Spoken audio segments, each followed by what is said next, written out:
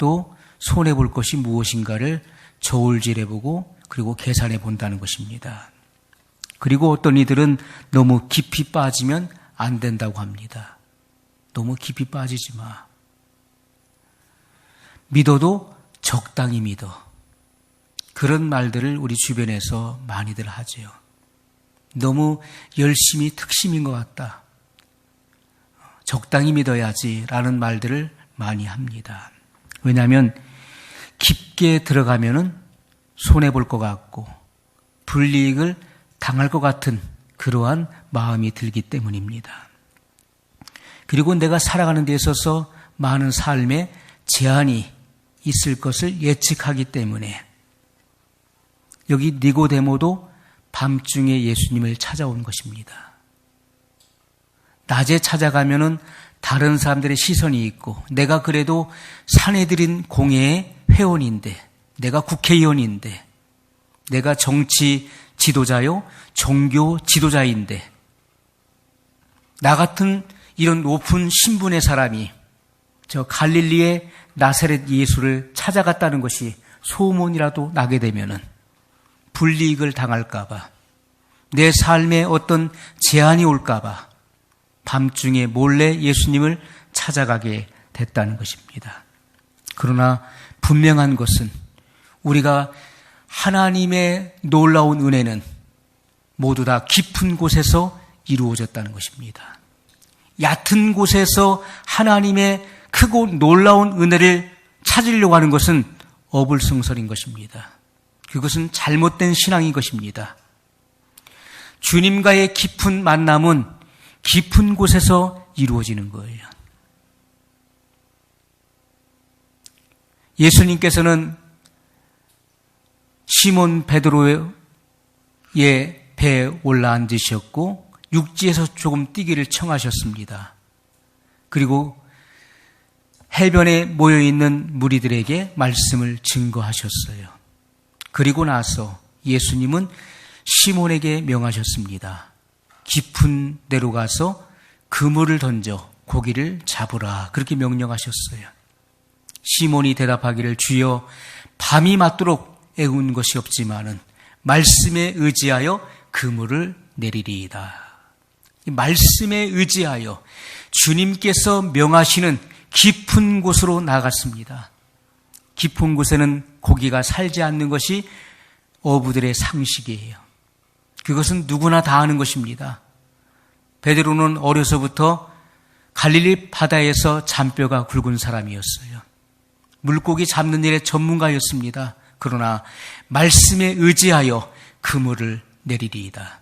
그리고 주님이 원하시는 그곳에 가서 그물을 던졌더니 애운 것이 심이 많아 배가 가라앉을 지경이 되었습니다.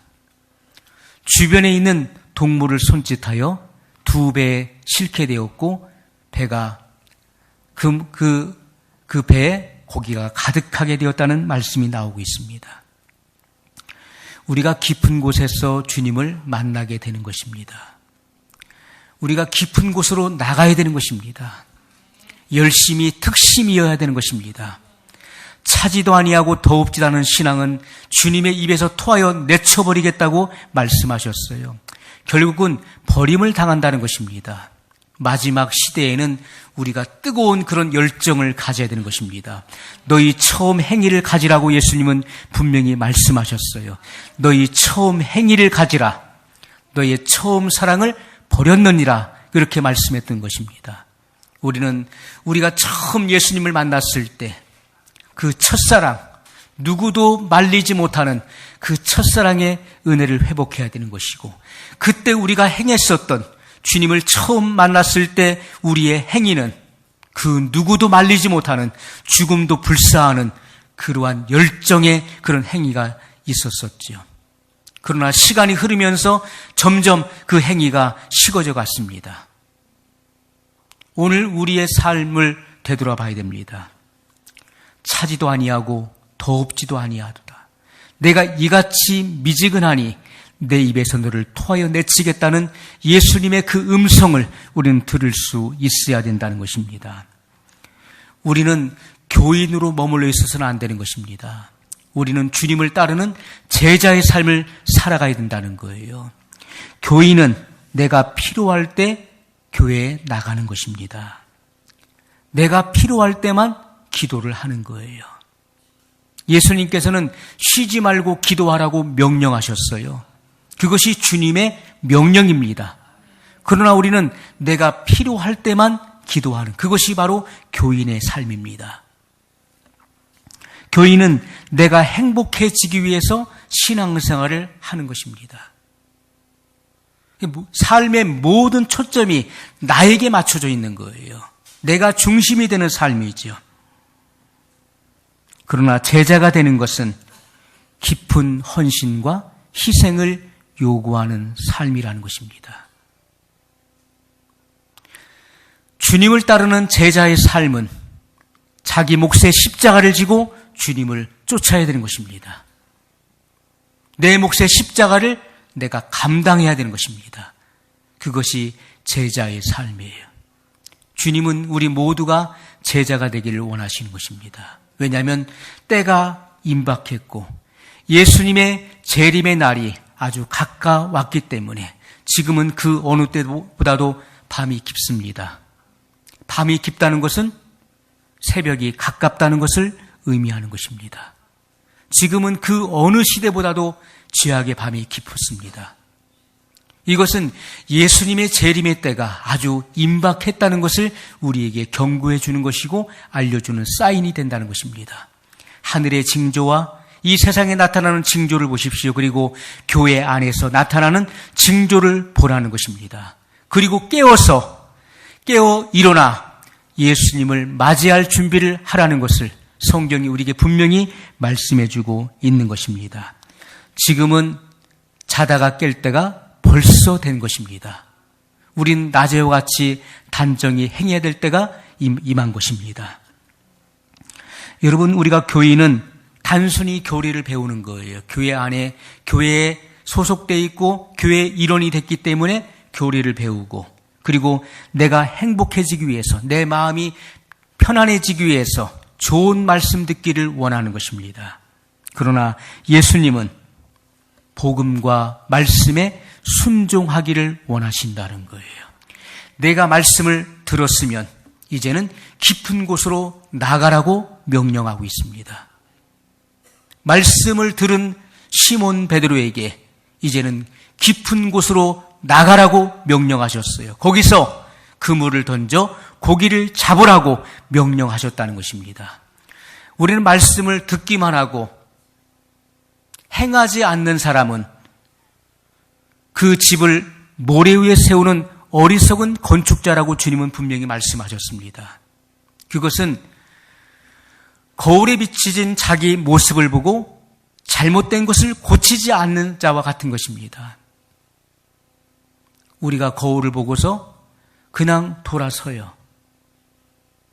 자기의 잘못된 모습을 고쳐야 되는데 말씀을 듣고도 행하지 않는 사람은 바로 이와 같은 사람입니다. 그러나 말씀을 듣고 준행하는 사람은 자유하게 하는 율법을 들여다보고 자기의 잘못된 행위를 고치는 자라고 분명히 말씀했다는 것이지요. 여러분, 종교 생활을 하는 교인도 예수님에 대해서 기본적으로 모르는 것이 없습니다. 다 아는 거예요. 왜냐하면 수많은 시간들을 교회를 출석하면서 신앙생활을 했기 때문에 예수님이 어디서 탄생했는지, 그리고 예수님이 어떠한 삶을 사셨는지, 그리고 예수님이 어디서 죽임을 당하셨는지, 예수님이 제3일 만에 부활하셨고 승천하셔서 다시 오신다는 사실도 알고 있습니다. 그러나 예수님을 개인적으로 알지 못한다는 거예요. 예수님과 1대1의 인격적인 관계를 맺고 있지 못하다는 것입니다. 그렇기 때문에 종교인으로 머물러 있는 거예요. 종교 생활을 하는 교인의 삶으로 머물러 있게 된다는 것입니다. 여러분, 오늘 우리는 말씀을 듣고 우리는 깊은 곳으로 나가야 될 것입니다. 우리 자신을 들여다봐야 될 것입니다. 그 말씀의 빛이 나의 내면 깊은 곳까지 조명되도록 우리의 마음을 열어드려야 될 것입니다. 여러분, 주님과의 인격적인 관계를 맺지 못하는 것은 우리가 말씀에 주의하지 않기 때문에 그런 것입니다. 말씀에 주의를 기울여야 돼요. 주님께서 이 말씀을 통해서 내게 무슨 메시지를 전달하시는지를 주의 깊게 들여야 되는 것입니다. 교회를 다녀도 예수님께 마음이 없다는 거예요. 우리가 사랑하는 사람에게 항상 마음이 가 있는 거예요. 사랑하게 되면 항상 생각하게 되죠. 가까이 있든지 멀리 있든지 그 대상을 항상 생각하게 되는 것입니다. 여러분이 예수님을 정말 사랑한다면 매 순간순간마다 예수님을 생각하게 될 것입니다. 그러나 예수님을 사랑하지 않는 증거는 예수님을 잊어버린다는 거예요. 여러분, 삶 속에서 나는 바빠서 예수님을 잊어버렸네. 내가 무슨 일을 하다 보니까 예수님을 잊어버렸어. 그것이 하루, 일주일, 한 달, 1년이 가는 것입니다. 예수님을 잊어버리고 살아가는 거예요.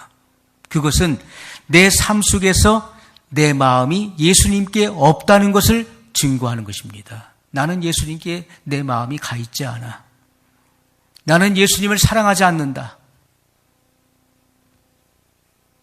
예수님을 사랑한다면은 여러분의 마음이 항상 예수님께 가 있을 것입니다. 매 순간순간 예수님을 의지할 것이고, 그리고 어떠한 문제를 당했든지 주여 나를 구원하소서라고 주님을 부르짖게 될 것입니다. 예수님께 마음이 없기 때문에 예수님과 인격적인 관계를 맺을 수가 없는 것입니다.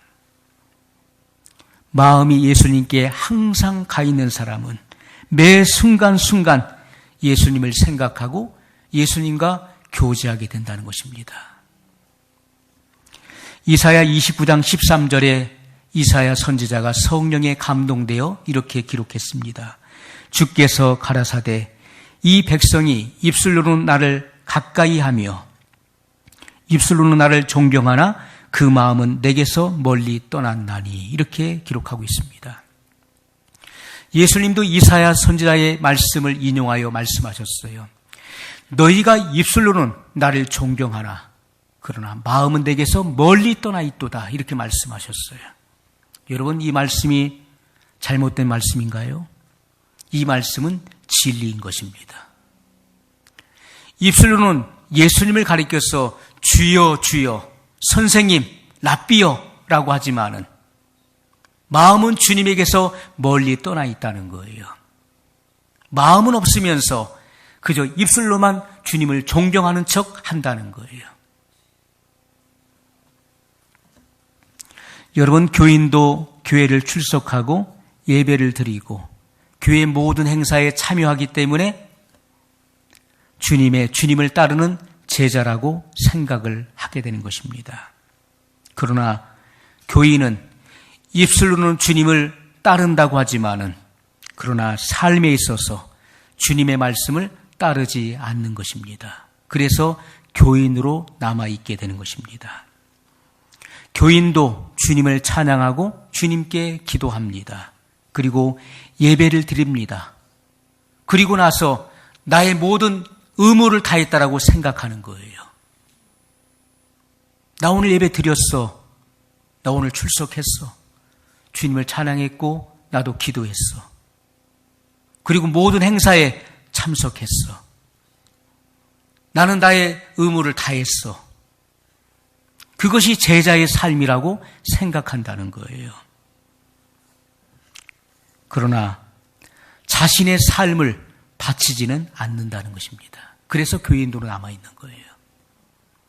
교인은 나의 온 마음과 나의 생애를 전적으로 주님께 바치지는 않는다는 거예요.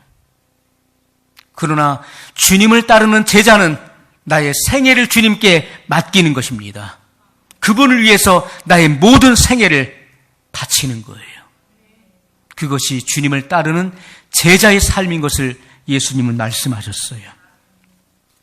교인도 예수님을 나의 신랑이라고 믿고 있습니다. 미련한 5 처녀도 신랑을 기다렸어요. 슬기로운 5 처녀뿐만 아니라 미련한 5 처녀도 신랑을 기다렸다는 것입니다. 교인도 예수님을 나의 신랑이라고 생각하고 신랑을 기다립니다. 그러나 그들의 삶 속에는 내가 어떤 삶을 살든지 내 마음에 우상이 있고 내 마음속에 죄를 품고 있더라도 예수님은 나의 신랑이기 때문에 재림하실 때 나를 불러주실 것이라고 생각한다는 것입니다. 나를 데려가실 거야. 그것은 크나큰 착각이에요. 여러분, 오늘 말씀에 보게 되면 니고데모는 밤중에 다른 사람들의 시선을 피해서 몰래 예수님을 찾아왔어요. 그러면서 그의 하는 말의 입술의 고백은 내가 보니 당신은 하늘로서 내려오신 분이 틀림없습니다. 그렇지 않고서야 이 같은 일을 행할 수가 없는 것입니다. 예수님을 하늘로서 내려오신 메시아로 입술로는 인정을 하지만은 그러나 그의 삶에 있어서는 예수님을 메시아로 인정하지 못하는 거예요. 예수님이 진정한 자기의 메시아였다면 그의 삶을 통해서 그것을 증거하고 입증해야 했던 것입니다. 남들이 보던 보지 않던 떳떳하게 낮 시간에 그런 예수님을 찾아왔어야 되는 것입니다. 그러나 왜 니고데모는 다른 사람들의 시선을 피해야 했던 것입니까? 왜 남몰래 예수님을 찾아와서 당신은 메시아입니다. 당신은 하늘로서 내려오신 분이십니다라고 고백을 했냐 하는 것이죠. 예수님은요, 니고데모가 밤에만 주님을 찾지 말고 네가 필요할 때만 나를 찾는 것이 아니라 낮에 떳떳하게 당당하게 나를 찾으라고 말씀하고 있다는 거예요. 오늘 우리는 니고데모 같은 신앙생활을 하고 있지 않은지 우리 자신을 점검해 봐야 돼요. 니고데모는 자기가 필요한 시간에만 주님을 찾는 사람이었어요. 내가 필요할 때 주님을 찾아요. 그래서 교인이 되는 것입니다. 떳떳하지 못하고 당당하지 못한 거예요. 주님은 내가 밤에도 그리고 낮에도 나를 찾으라. 그렇게 니고데모를 부르고 계시다는 것입니다. 사람들이 보는 가운데 떳떳하게 주님과 동행할 것을 말씀하시는 거예요. 이러한 주님의 부르심이 니고데모에게는 큰 부담으로 와 닿은 것입니다. 이것이 큰 부담이 아닐 수 없는, 왜? 그 당시에 산헤드린 공회의 회원은 72명으로 구성되어 있죠. 그 중에 의장은 그 해 대제사장입니다. 거기에는 제사장 그리고 바리새인, 사두개인들로 구성되어 있어요. 아주 중요한 위치를 차지하는, 그리고 정치 지도자요, 종교 지도자였어요. 이러한 위험이 있고 그리고 큰 직무를 맡고 있었던 니고데모에게는 예수님의 이 부르심과 초청이 큰 심적 부담으로 와 닿은 것입니다.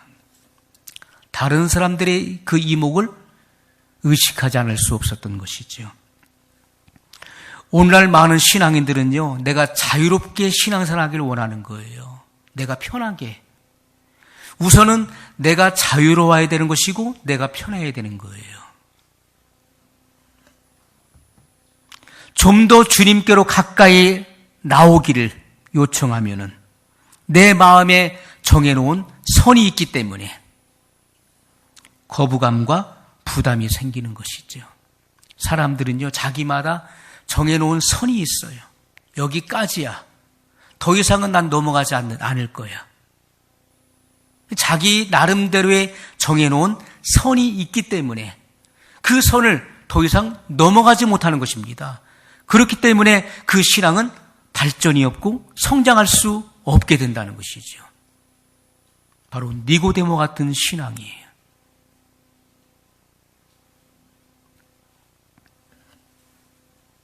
그렇기 때문에 많은 시간이 흘러도 시간은 흘러서 신앙의 연조는 점점 깊어가는데 신앙의 성장과 성숙은 보이지 않는다는 것입니다.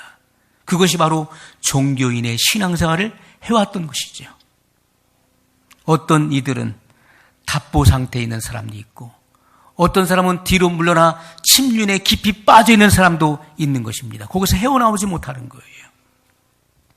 그런데 밤중에 몰래 예수님을 찾아와서 예수님과 대화를 나눴던 니고데모의 삶이 어떻게 변화되는지를 주님이 보여주고 있어요.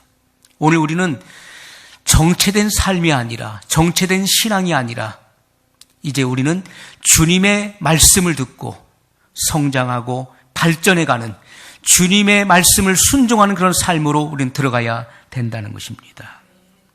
니고데모는 예수님과의 대화를 나누게 됩니다. 니고데모가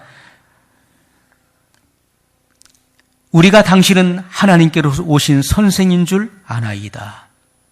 하나님이 함께 하시지 아니하시면 당신의 행하시는 이 표적을 아무라도 할 수 없음이니이다. 라고 했을 때 예수님께서 뭐라고 하십니까? 예수께서 대답하여 가라사대 진실로 진실로 내게 이르노니 사람이 거듭나지 아니하면 하나님 나라를 볼 수 없느니라. 사람이 다시 나야 된다라고 했을 때 니고데모가 너무나 놀랐어요. 사람이 늙으면 어떻게 날 수 있삼나이까? 내가 이렇게 늙었는데 어떻게 다시 태어날 수 있습니까? 어머니 모태에 들어갔다가 다시 나오는 일이 어떻게 가능합니까? 라고 예수님께 여쭈었어요. 두 번째, 모태에 들어갔다가 날 수 있삼나이까? 라고 물었어요. 예수께서 뭐라고 하십니까? 진실로 진실로 내게 이르노니 사람이 물과 성령으로 나지 아니하면 하나님 나라에 들어갈 수 없느니라. 이렇게 말씀하셨어요. 하나님의 어린 양의 생명책에 그 이름이 기록되지 아니하면 하나님 나라에 들어갈 수 없느니라. 이렇게 말씀하신 것입니다. 그것이 바로 거듭남, 본 어겐입니다. 위로부터 나야 된다는 거예요. 내가 다시 태어나야 된다는 것입니다. 그렇지 않고서는 내가 결단코 하나님 나라에 들어갈 수 없느니라고 말씀하셨어요. 여러분, 밤중에 예수님을 찾아와서 만났던 니고데모의 삶이 어떻게 변화되는지 성경은 우리에게 분명히 보여주고 있습니다. 그 이후에 산헤드린 공회의 회의가 열렸습니다. 산헤드린 공회에서는 모든 회원들이 예수님을 이단의 괴수로 몰아서 그를 죽이려고 하는 공모를 하게 됩니다. 나사렛 예수, 저 사람은 절대로 이 땅에 살아남아서는 안 된다. 그를 죽이고자 모의할 때에 니고데모가 예수님을 옹호하는 그런 발언을 하게 되지요. 요한복음 7장 50절로 51절에 이렇게 기록되어 있습니다.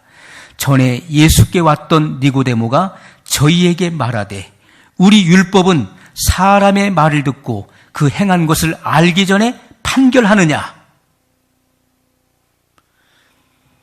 그 공회에서 모든 회원들이 예수님을 잡아 죽이고자 모의할 때 이 니고데모는 담대하게 그렇게 이야기를 하는 것입니다. 우리 율법은 사람의 말을 듣고 그 행한 것을 알기 전에 판결하느냐? 예수님을 옹호하는 진리를 수호하는 그런 발언을 하게 되는 것이죠. 더 이상은 내가 가지고 있는 이 믿음을 내 안에 감추고 있을 수 없었다는 것이죠. 내 마음에만 간직할 것이 아니라 이것을 겉으로 드러내는 그러한 당당함을 그런 드러냈다는 것입니다. 그때 산헤드린 회원들이 뭐라고 합니까? 너도 갈릴리에서 왔느냐? 하면서 니고데모를 비난하게 되지요. 너도 갈릴리에서 왔느냐? 그러나 니고데모는 다수의 의견을 따르지 않고 갈릴리 사람 예수 그리스도의 말씀을 따랐다는 것입니다. 이 말씀이 옳은 말씀이다. 주님의 말씀을 따랐다는 거예요.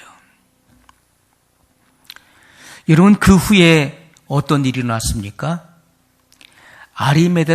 예수님께서 십자가에 죽으셨을 때 아리마대 사람 요셉이 예수님의 시체를 가져다가 장사 지낼 때 그때 니고데모가 함께 했었던 것을 성경이 우리에게 증거하고 있습니다.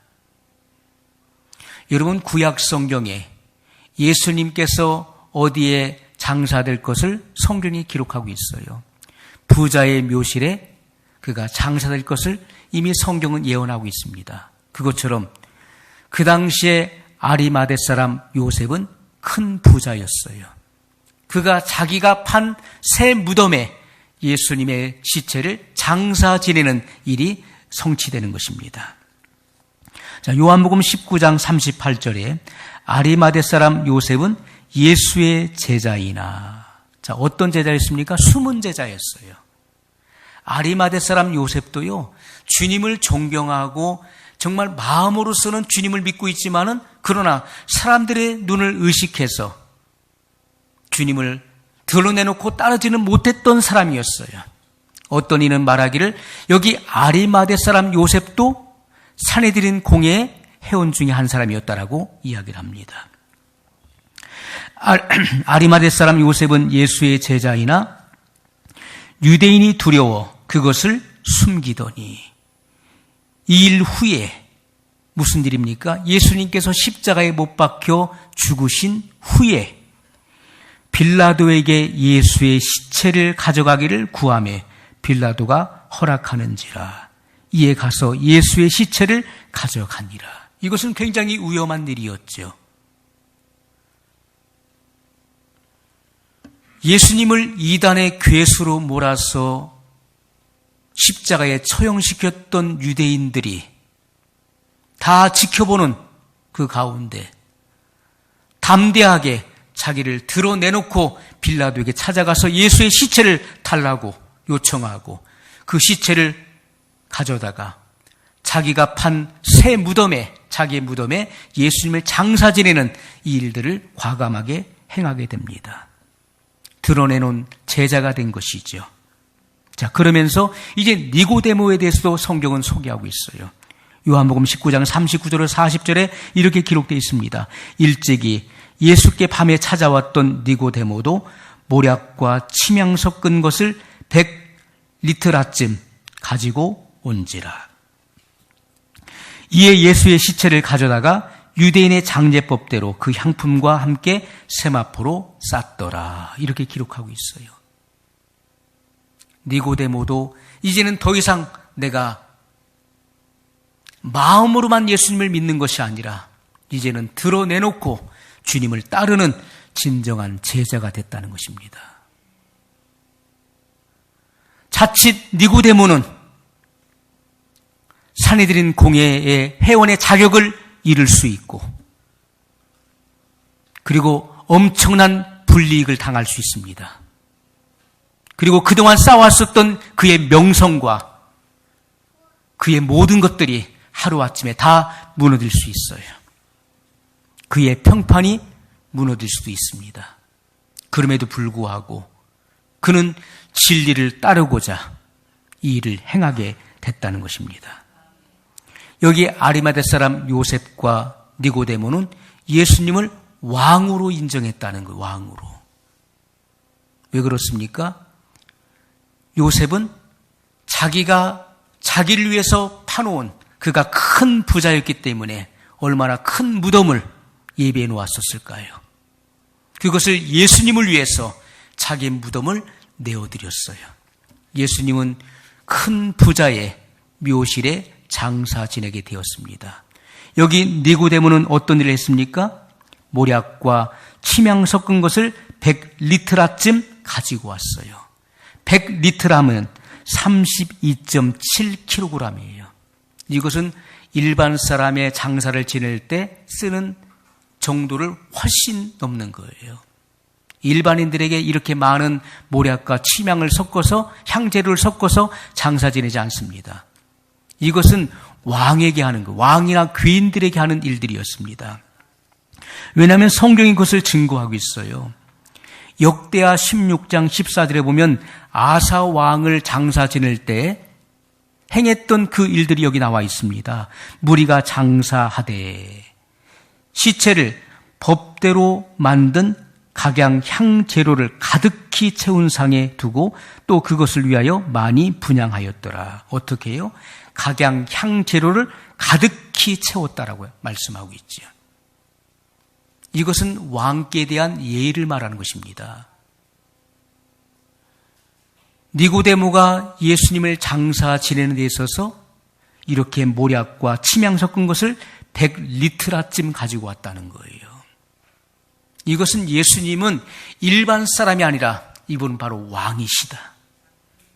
왕께 지내는 그런 예의로서 이렇게 많은 향재료를 가지고 와서 예수님의 그 시신에 그 관에 채웠다는 것이지요.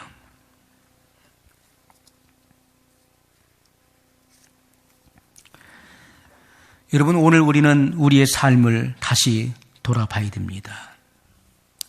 우리가 어떠한 삶을 살아가야 될 것인지, 오늘 우리는 교인으로 남아있을 것인지 아니면 주님을 따르는 진정한 제자의 삶을 살아가야 될 것인지, 우리 자신을 말씀을 통해서 조명받고, 그리고 우리는 이제는 교인의 삶을 탈피해서 진정한 주님을 따르는, 나의 일생을 주님께 헌신되어지는 그러한 제자의 삶을 살아가야 될 것입니다.